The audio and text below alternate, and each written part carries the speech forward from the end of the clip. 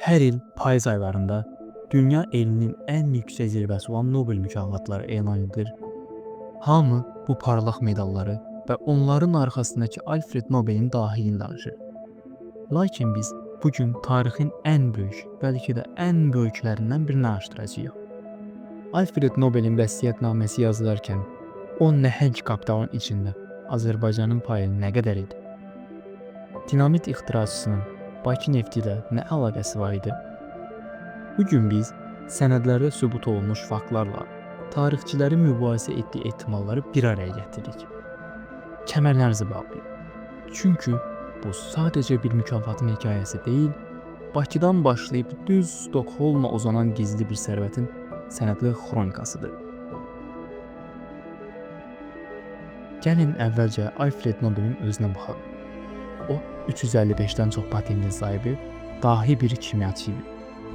Amma 1888-ci ildə bir fransız qazeti onun haqqında "Ölüm taciri vəfat etdi" başlığını atanda Alfred sarsıldı.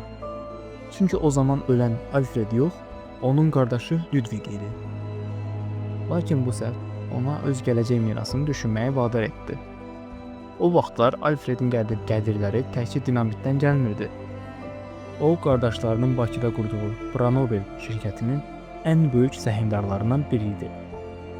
Tarixçilərin qeydlərinə görə Alfred Nobel Bakıdakı işləri dərindən izləyirdi.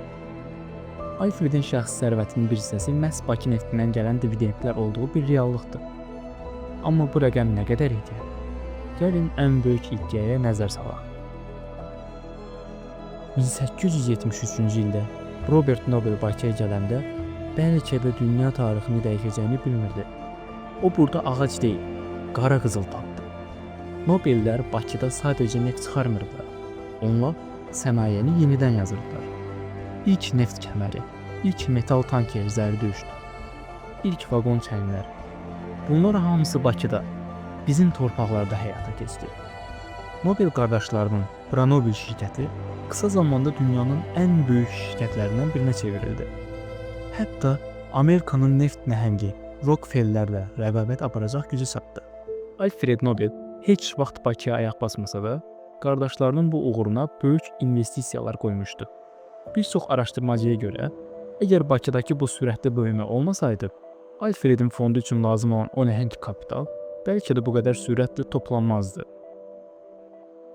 İndi isə gələk videonun ən maraqlı və mübahisəli hissəsinə. Alfred Nobel 1896-cı ildə vəfat edəndə vəsiyyətnaməsi açıldı. Onun sərvəti o dövr üçün fantastik idi. 31 milyon kron.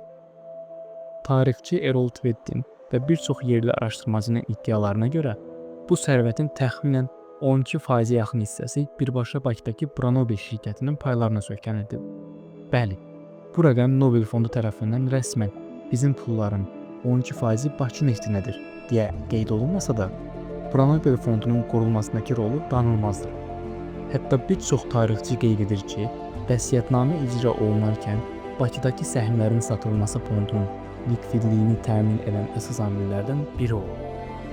Yəni biz əminlik də deyə bilməsək də, böyük bir ehtimalla iddia edə bilərik ki, Nobel medalı alan hər bir alim Bakı neftinin mənəvi və maddi payına şərikdir.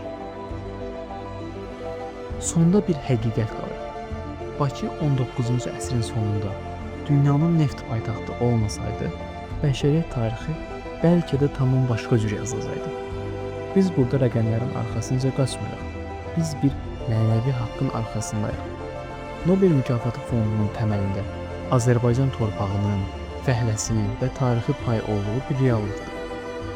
Sadəcə bu payın dərəcəsi müzakirə mövzusudur. Bəs siz nə düşünürsünüz? Sizcə Nobel fondu bu tarixi bağlılığı daha aydın ifadə etməli deyilmi?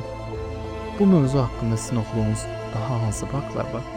Fikirlərinizi şərhlərə yazın. Bu videonu paylaşaraq tariximizin görünməyən tərəflərini daha çox insana çatdırın. Unutmayın ki, həqiqət həmişə dərindədir.